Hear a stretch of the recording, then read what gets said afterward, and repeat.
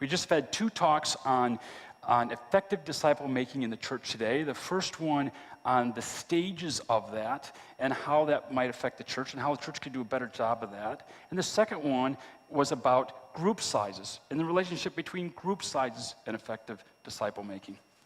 And right now we're going to have a Q&A, and we have some people here among us, and we have somebody with a microphone for any questions that you have, and I want to answer them.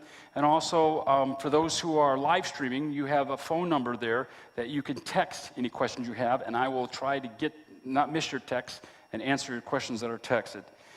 And so I am so glad that you all are eager to grow as disciples, to help your churches do a better job of growing disciples. So I'm eager to answer any questions you had, and any questions?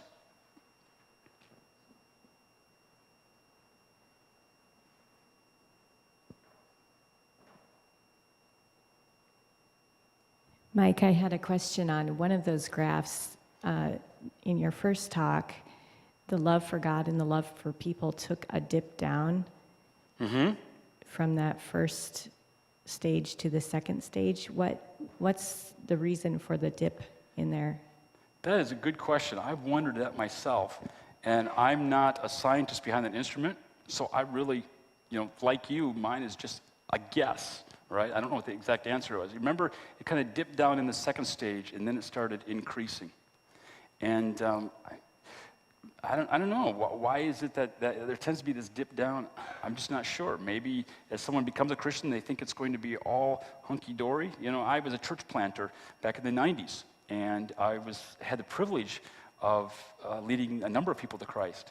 And a couple of instances I saw that where someone became a follower of Christ and they were all excited, and they gave a year or two and they started to get disillusioned, and so there was kind of their attitudes started to drop a bit and then maybe turn. So that may be it, maybe something else. Great question though.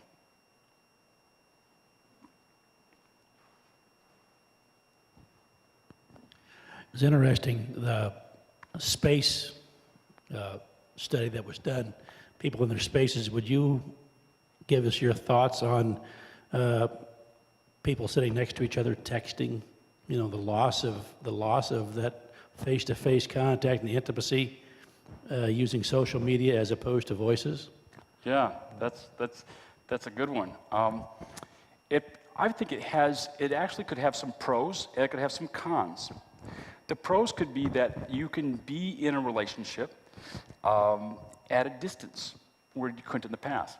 For example, here I am miles away from my home, and my wife and I like to play games on our cell phones. And so I'm playing games with her in the evening or in the morning when I'm that far away. Now, there are times when we're both sitting in the family room playing games on our devices, and maybe that's not quite so good. So the downside of it is, it can break down community. And it really is important to take our faces up out of the technology and to actually take the time to have the deeper, longer conversations.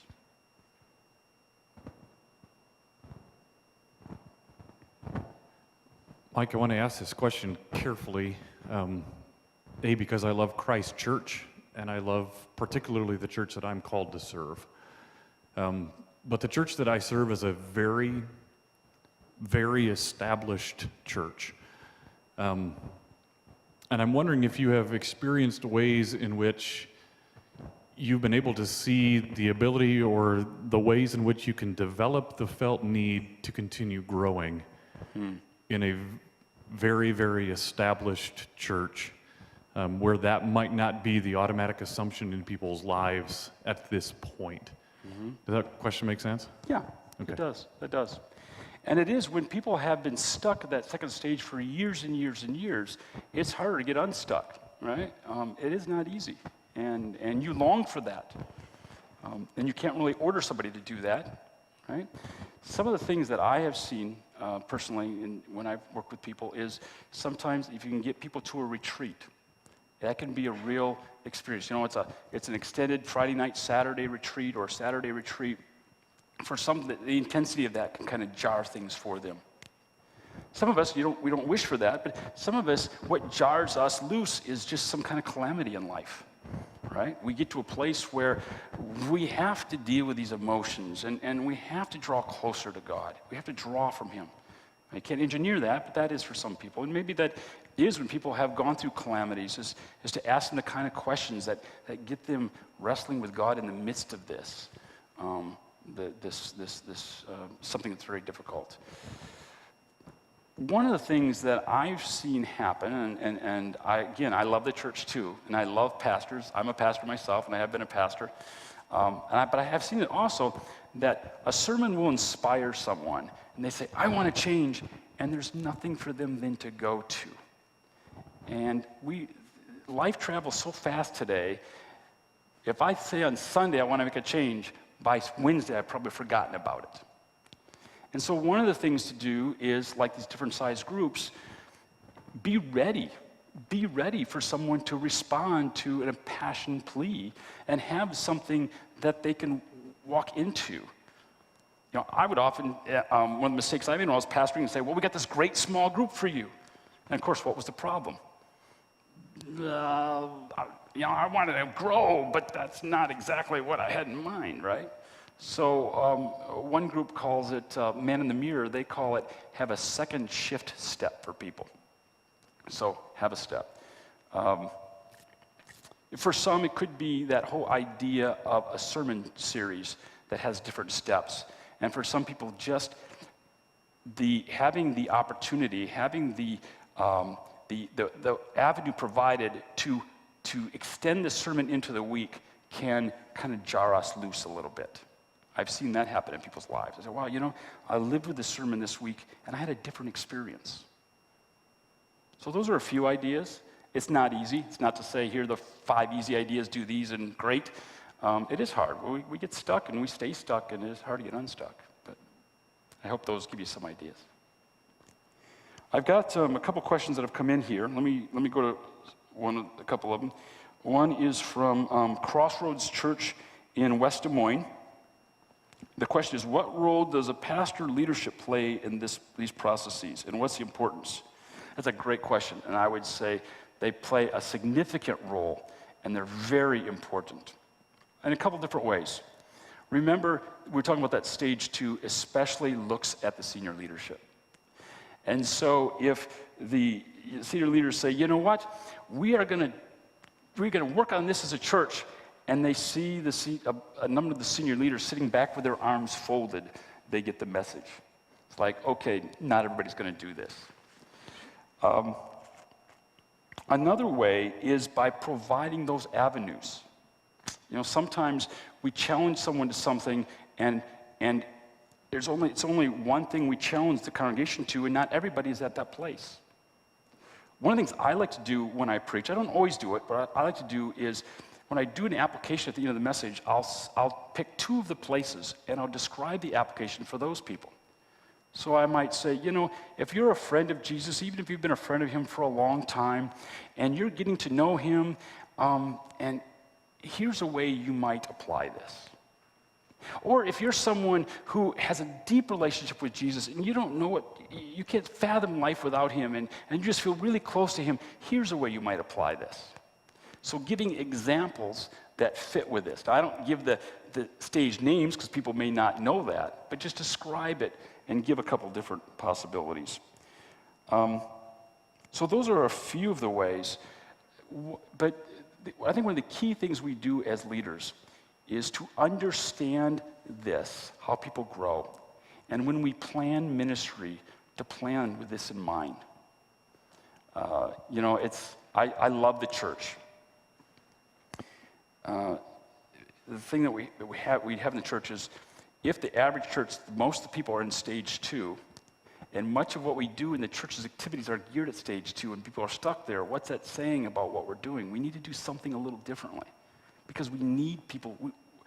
Jesus calls us to make disciples, and that doesn't mean simply make new disciples, it means growing disciples, and so we need to be growing. How can we do what we do differently so that get more people growing?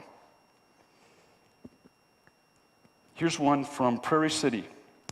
How do you change the culture of a church to one that's a discipleship focus? Any of you want to answer that question? Yeah, no, like I have the answer. I can tell you how I'd like to do it. Different people may treat this different ways, but I really want to start bottom up. And I want to start with those who are saying, yes, I need to grow. And start there. And start providing ways for them to grow. And letting that kind of take some energy. And then come around and bring it from the front end. Sometimes we start at the front end, saying we need to be about growing disciples. And I would do some of that, but maybe even putting a lot of programs in place for it. But the problem is, people have gotten, they know about the program of the month. And they said, okay, here we go with another program we're going to be emphasizing for the next 2 months, and then it's going to be something else. So I'll just sit back and watch. So if you first get things going in your church, to more effectively do disciple making, and then bring it up and say, okay, now here is something that we're going to do together. So a sermon series with the different things you could do in the sermon series to get people growing at the places they are. But it's more about saying it's less about saying we're going to be a disciple making church and more about building the kind of church that's doing disciple making. And then afterwards they say, oh, hey, we're really doing much better making disciples, aren't we? We're a disciple-making church. I tend to think more bottom-up with culture. But it's not easy. It is not easy to change a culture. We are human beings, and we don't change well, right? Okay, here's a question from a friend of mine in Arkansas. And let me read his question here. So he says, if I've developed community in a group, is it easier or harder to move to accountability groups? How? That's interesting.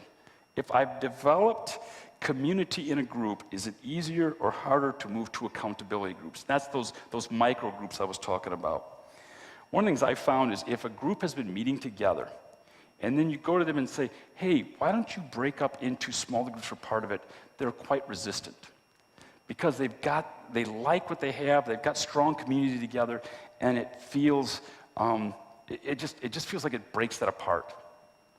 One of the, I think to me it was a really pretty intense experience. My wife and I were part of a couples group, and we had that pretty deep community built. And I finally convinced them to break down into these triads for about 6 weeks. And the men met together and the women met together. And many in the group didn't like that we broke it apart. But I found that I got to know those 3 other men in a way that I hadn't in the previous years. I hadn't gotten to know them, just over 6 weeks. But I also find that groups that have that community, it's hard for them to change to that. So maybe it is that 2 or 3 people in the group say, hey, you know what? We work near each other. Let's get together and sort of have a micro group outside of your small group. You might be successful in getting a small group to try that and to move to that model, but it's not easy. It's actually easier to say on the get-go, we're going to start this group for 6 weeks, and this small group is going to have a group experience and a triad experience. So people know coming in, that's what we're going to do. Good. Are there any other questions from the floor here? I got a few more here on the phone, but I just want to give you guys options too. Is there any other questions here?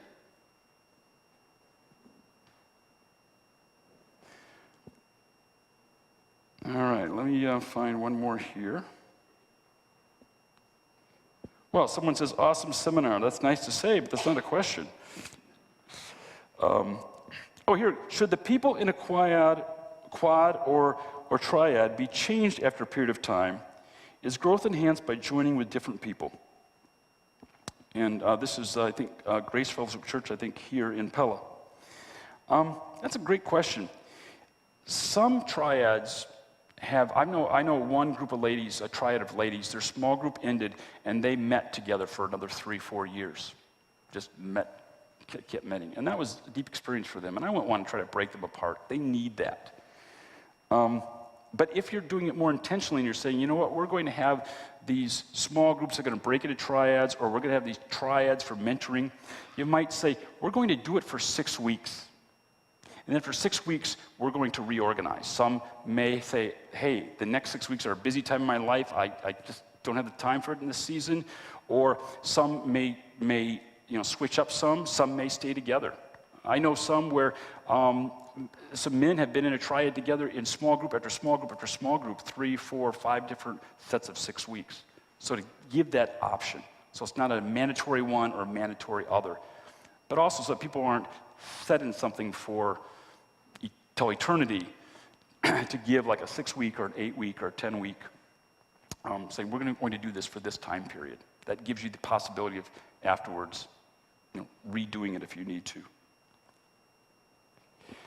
I think that's the last question we have, and we are out of time unless there's one more question here. Well, I thank you for your time this afternoon. I hope you find this helpful. I know we gave you a lot of information. It is going to be on YouTube, no charge. You can get these on YouTube, and I would just encourage you to show this to others, to maybe watch it again, and to say, yeah, how do we apply some of these things in our church to be more effective at growing adult disciples? Thank you very much.